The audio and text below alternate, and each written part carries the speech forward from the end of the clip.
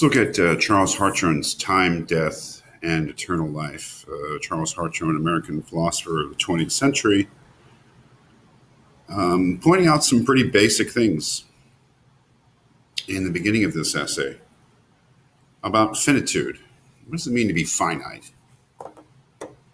To be finite is to have limits, to be defined in some respect. To be finite is not to be infinite. To be infinite would be to be boundless, to be limitless. The first thing he points out is that human beings, as we know ourselves, that we are finite, at least spatially finite, as opposed to temporally finite, which is the question that he raises immediately after. But that first point he makes is that it'd be very strange for us to recognize ourselves as anything else but spatially finite. I am limited spatially. I'm always in one place as opposed to another, and I can't be in all places.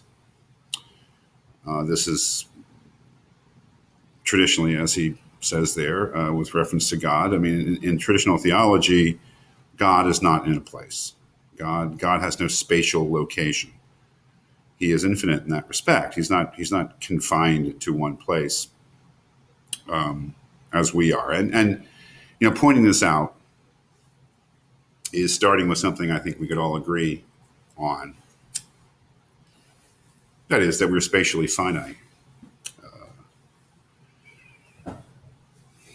The question is, as he raises on this page in the first page in the second column, how is it with temporal finitude? That is, we recognize that we are spatially finite, that we have spatial limits.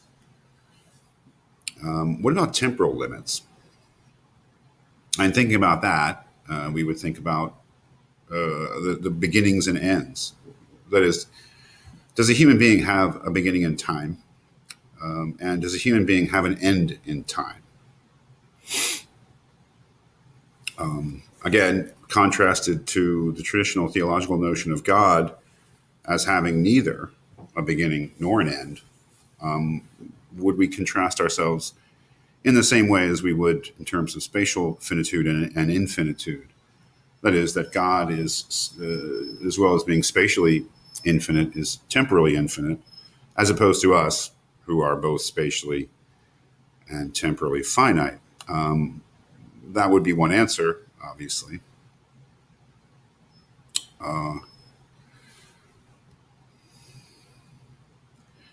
But it's not Hartshorne's answer. I mean, that is kind of the first clue to this reading, is that what he wants to argue is that we are not temporally, that is in terms of time, finite in a similar respect to the way in which we're spatially finite. He says here at the bottom of the second column on the first page, it seems then that temporal and spatial finitude have in some respects the same truistic meaning. That is sort of obvious truism, something obvious. It's too obvious to point out perhaps that we are spatially and temporally finite. I am not the universe or God, hence of course I am not everywhere, so I'm spatially finite. And of course I am not primordial, but rather a being whose existence began at a certain moment of time. That is, he takes that as something that is obvious, but probably true, that we all had a beginning. That is, we're not primordial in the sense that you and I have not always existed. We came into existence somehow. We were born, and before we were born, we didn't exist in any form. So that would seem to leave out the notion that we are somehow eternal beings. But the question is, does that mean that we are temporally finite in both directions? We're temporally finite as a whole, and that is the question.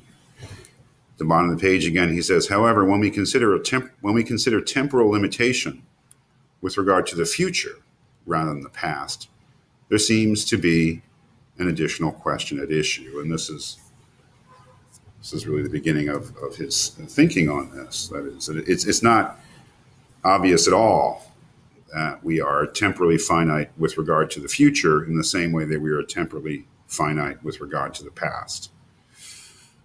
That is, we can agree that we have not always existed. But what is not as obvious is that we will not always exist.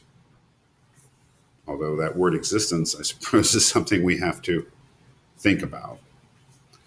So what would be the opening wedge, though? I mean, that is, if we regard ourselves as finite creatures, as finite beings, and it seems obvious that we are not primordial in the sense we have not always existed.